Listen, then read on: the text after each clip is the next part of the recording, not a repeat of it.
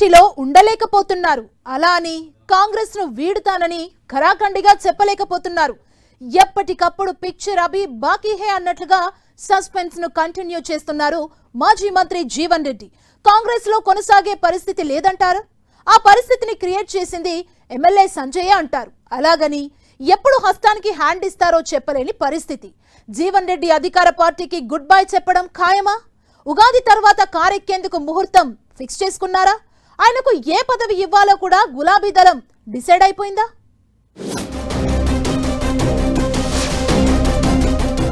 కాంగ్రెస్ లో ఉండలేక వీడలేక మాజీ మంత్రి జీవన్ రెడ్డి డెసిషన్ ఏంటి? ఉగాది తరువాత కాంగ్రెస్ కు గుడ్ బై చెప్పి కారెక్కడం ఖాయమా? బీఆర్ఎస్ అధినేత కేసీఆర్ కు జీవన్ రెడ్డి టచ్ లోకి వెళ్లారా? గతంలో కేకే చేపట్టిన పదవిని జీవన్ రెడ్డికి ఇవ్వబోతున్నారా? బీఆర్ఎస్ లో జీవన్ రెడ్డి, ఎల్ రమణ కలిసి పనిచేసేనా? జీవన్ రెడ్డి చేరికతోనే రంగంలోకి గులాబీ బాస్ కేసీఆర్. కుండ బద్దలు కొట్టినట్లు కాంగ్రెస్ ను వేడుతున్నట్లు చెప్పలేదు. అలా అని హస్తం పార్టీలోనే ఉంటానని కూడా స్పష్టత ఇవ్వట్లేదు. కాంగ్రెస్ లో కొనసాగే పరిస్థితులు లేవంటున్నారు. కానీ రాజీనామాపై మాత్రం అవుట్ రైట్ క్లారిటీ ఇవ్వట్లేదు. ఉగాది తరువాత అన్ని విషయాలు చెప్తానంటున్నారు మాజీ మంత్రి, కాంగ్రెస్ సీనియర్ లీడర్ జీవన్ రెడ్డి. ఈ క్రమంలోనే జీవన్ రెడ్డి కాంగ్రెస్ పార్టీని వీడటం ఖాయమని ప్రచారం జరుగుతోంది. హస్తం పార్టీని వీడి కారెక్కేందుకు రెడీ అవుతున్నట్లు జీవన్ రెడ్డి తన అనుచరులకు సంకేతాలిచ్చేశారని అంటున్నారు. జగిత్యాలలోని తన ఇంటి ముందున్న కాంగ్రెస్ ఫ్లెక్సీలను తొలగించారు. అలాగే కాంగ్రెస్ జెండాలు ఎక్కడా కనబడకుండా చర్యలు తీసుకుంటున్నారు. అయితే అదేం కాదు, ఇంకా తన ఇంటి ముందు కాంగ్రెస్ 6 గ్యారంటీల ఫ్లెక్సీ ఉందంటూ కవర్ చేస్తున్నారు పెద్దాయన. అలా అని హస్తం గూటిలోనే ఉంటానని అనుకుంటే పొరపాటే అని చెప్పుకొస్తున్నారు.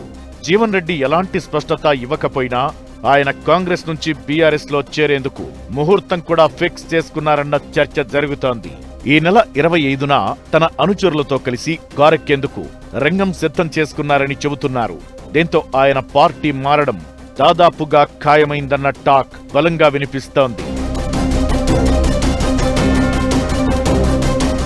కాంగ్రెస్ గాడి దించేసి కారెక్కాలని డిసైడ్ అయిన జీవన్ రెడ్డి ఉగాది తరువాతే హస్తం పార్టీకి రాజీనామాపై క్లారిటీ ఇస్తారని అంటున్నారు.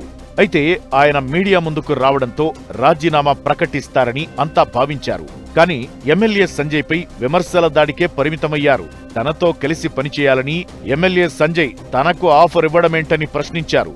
అసలు సంజయ్ ఏ పార్టీలో ఉన్నారు, తనను ఎలా కలిసి రమ్మంటారంటూ మండిపడ్డారు. సంజయ్ బీఆర్ఎస్ లో ఉన్నారని స్పీకర్ అంటున్నారు. కాంగ్రెస్ లో కలిసి పనిచేయాలని సంజయ్ అంటుండడం హాస్యాస్పదంగా ఉందన్నారు. తనకు ఆఫర్ ఇవ్వడానికి సంజయ్ ఎవరని క్వశ్చన్ చేశారు జీవన్ రెడ్డి. తాను పార్టీ వీడాలనే ఆలోచన రావడానికి కారణం సంజయ్ కాదా, తమ పార్టీలోకొచ్చి చిచ్చు పెట్టింది సంజయ్ కదా అంటూ జీవన్ రెడ్డి తన అసంతృప్తిని వ్యక్తం చేశారు. అయితే ఎంత ప్రశ్నించినా కాంగ్రెస్ ను వీడటంపై ఇంకా సస్పెన్స్ కంటిన్యూ చేస్తున్నారు. కాంగ్రెస్ లో ఉన్న మిత్రులు తనతో మాట్లాడుతున్నారని, తన వాదనేంటో వారికి వినిపిస్తున్నానని చెప్పుకొస్తున్నారు. ఎట్టకేలకు పార్టీలో ఉండలేనని చెబుతున్నారు జీవన్ రెడ్డి. ఫిరాయించిన ఎమ్మెల్యేలందరినీ పార్టీ కార్యక్రమాలకు దూరం పెడితేనే తాను కాంగ్రెస్ లో కంటిన్యూ అవుతానంటూ కుండబద్దలు కొట్టేశారు. తన అసంతృప్తిని వ్యక్తం చేస్తూనే 10 ఏళ్ల పాటు ప్రతిపక్షంలో పనిచేసిన తనకు మంత్రి పదవి ఎందుకు ఇవ్వరంటూ కూడా ప్రశ్నించారు. తాను మంత్రి పదవికి అర్హుణ్ణి కాదా అంటూ క్వశ్చన్ చేస్తున్న జీవన్ రెడ్డి మరోవైపు సంజయ్ని తెచ్చి తన మీద పెత్తనం చెలాయించేలా చేశారని ఆగ్రహం వ్యక్తం చేస్తున్నారు.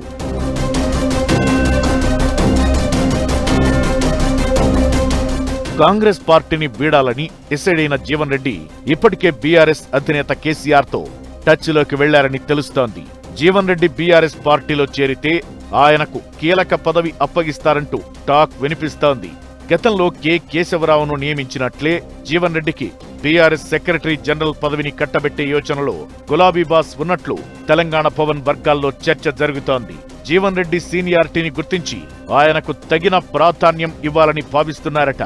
అయితే జగిత్యాల నుంచి గతంలో ఎమ్మెల్యేగా పనిచేసి ప్రస్తుతం ఎమ్మెల్సీగా ఉన్న ఎల్ రమణ బీఆర్ఎస్ లో కొనసాగుతున్నారు. ఆయన వచ్చే ఎన్నికల్లో తన కుమారుణ్ణి పోటీ చేయించాలనుకుంటున్నట్లు తెలుస్తోంది.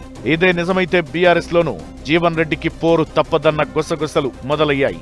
అయితే వచ్చే ఎన్నికల్లో జగిత్యాల ఎమ్మెల్యేగా లేకపోతే నిజామాబాద్ ఎంపీ అభ్యర్థిగా అవకాశం ఇవ్వడంతో పాటు పార్టీలో చేరిన వెంటనే సెక్రటరీ జనరల్ పదవిని ఇస్తామన్న హామీతోనే కారెక్కేందుకు రెడీ అవుతున్నారట జీవన్ రెడ్డి. అటు గులాబీ బాస్ కేసీఆర్ కూడా జీవన్ రెడ్డి చేరికతోనే మళ్లీ రంగంలోకి దిగబోతున్నారని అంటున్నారు. జగిత్యాలలో బహిరంగ సభలో జీవన్ రెడ్డి కేసీఆర్ సమక్షంలో టీఆర్ఎస్ లో చేరుతారని టాక్ నడుస్తోంది. జీవన్ రెడ్డి కాంగ్రెస్ ను వేడటం కన్ఫామా, లేదంటే వచ్చే ఎన్నికల దాకా ఇలాగే సాగదీస్తారో వేచి చూడాలి మరి.